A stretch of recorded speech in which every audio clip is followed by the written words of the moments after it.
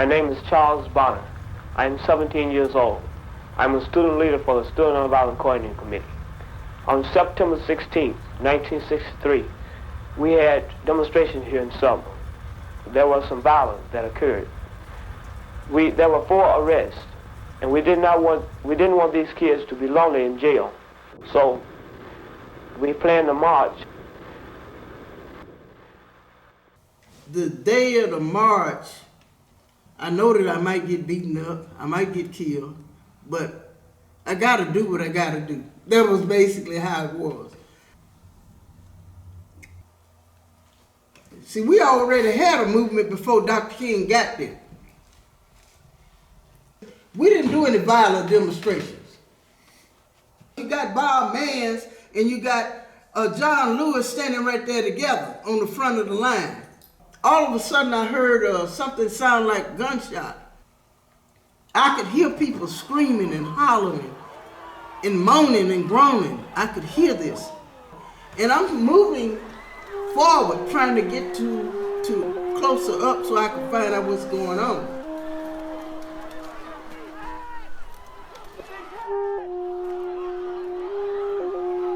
They were killing us and bragging about it.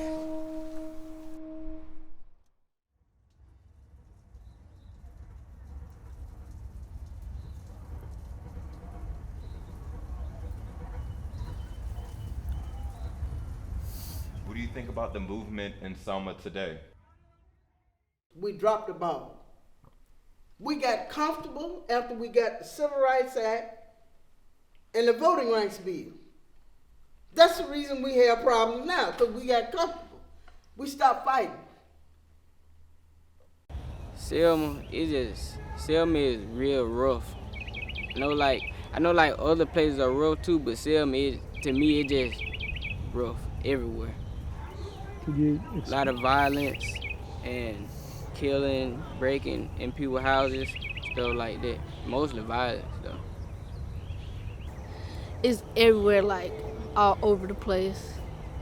Folks killing folks, drugs, fentanyl and stuff like that. We've had 9 murders in 6 weeks. When I came here, one of the teachers was sad. I said, what's wrong? She said, a little child was shot just 2 nights ago. How many of y'all know somebody that's been murdered? Oh, quite a few. These persons need to be related to their reality right now. Right now. How many of you know the children that died from overdoses at Selma High? One was 13 years old, right? That's the reality. So if my older brother is out here shooting people and acting crazy, then I feel like, well, that's who I look up to. I have to do the same thing. But I feel like we shouldn't think like that. But since that mindset has been stuck, like glued to us, that's how we feel. My name is Charles Bonner. 60 years ago, black folks could not go into a lunch counter.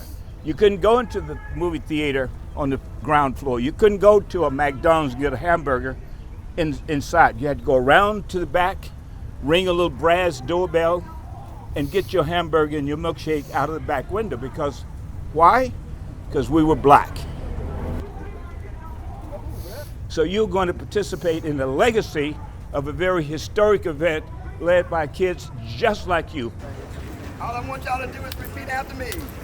Non-violence. Non-violence. For the courageous. For the courageous. And I'm courageous. And I'm courageous. Do you want to be courageous? You want to be courageous. Hey, hey, non-violence. Non-violence. For the courageous. For the courageous. And I'm courageous.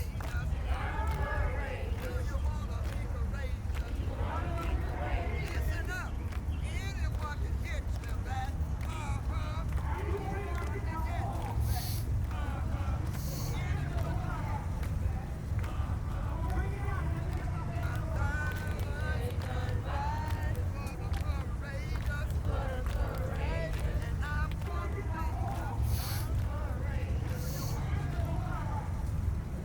this other girl, you don't ask for no permission.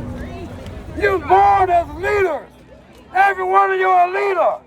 You don't stand back and wait for nobody.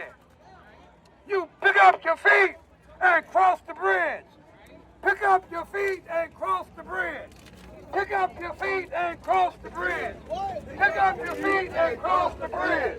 Pick up your feet and cross the bridge. I love to pray. I love to pray. I love to pray. I love to pray. I love to pray. I love to pray. Selma became a symbol. People see it as a symbol of freedom. How ordinary people can do what was perceived as impossible through nonviolence. That's what makes it such a dramatic symbol. It's because people in Selma confronted terror. Yet it was young people who were bold, courageous enough, and also had the vision.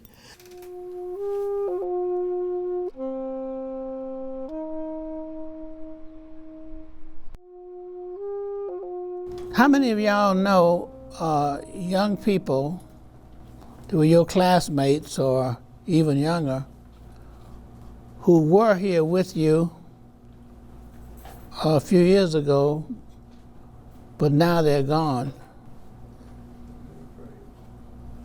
You know people who've gone, okay? Well, the question is, how long are you gonna be here? The real question is what you're going to do while you're here. Can you make a difference? And that's what we're here to talk about. There's a lot of violence here. A few years back, we were voted the 8th most dangerous city per capita. To be able to have people in the community that can not only speak and teach, but actually work towards something changing here is what we need. We need leaders, but we also need people to be able to have the hearts to follow until they're ready to lead.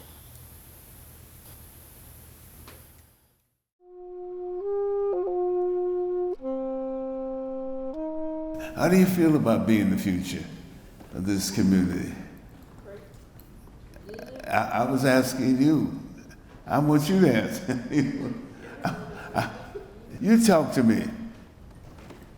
You talk about how important education is. You tell me how important it is to find ways in which you can be an asset to the community. Let me say asset, a benefit for the community. My brother Jay here and Anna, with my sister, I don't know where she is. We have created a nonprofit, the Selma Cross-Cultural Nonviolence and Performing Arts Academy with Reverend Crum, housed at your school, your private school. Reverend Crum is the treasurer, because we want Danny here, who's going to be our first teacher at that school, to teach you acting, teach you performing arts, teach you songs. You know, we have roads, blues, gospel, jazz, hip-hop, all of those are American art forms that you created. Coming up next is going to be Elaine Brown. She's a classic pianist. She plays piano, she writes music, just like Rose. But we are a creative people, and as Danny was saying, you find your passion and it's transformational. You create that benefit you individually, you as an African American, and the greater community, and ultimately the greater world. One of the most unfortunate experiences about being here, in the last 7 years, I've buried 30 plus young men and women to gun violence. It's like, God, we can't keep going like this. These kids, they need hope. And a lot of them feel like, because of the environment and what they see, the dilapidation in the community and things of this nature, they feel hopeless. And how do I get out of here? Can I get out of here? What's my path forward? Yes, yes. And they see a lot of hopelessness, and it shouldn't be. Not in this community, the birthplace of modern democracy that brought true democracy to America, Selma, Alabama. The one thing that can, I think, bring about a certain amount of healing is the arts, music, culture, plays. I really think that art is like a universal language.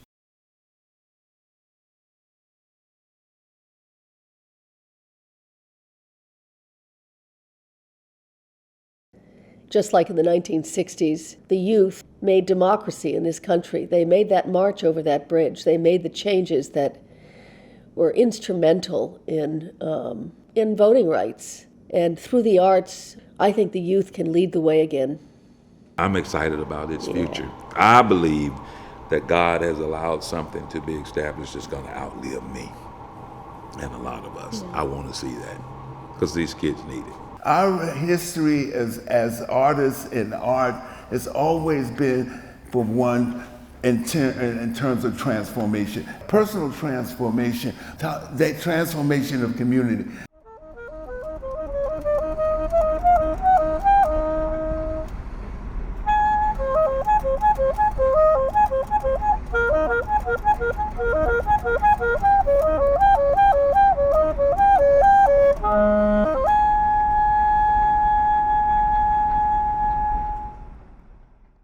Oh, Jesus told me everything gonna be alright.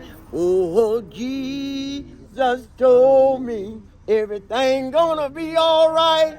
Oh, Jesus told me everything gonna be alright. Be alright, be alright, be alright.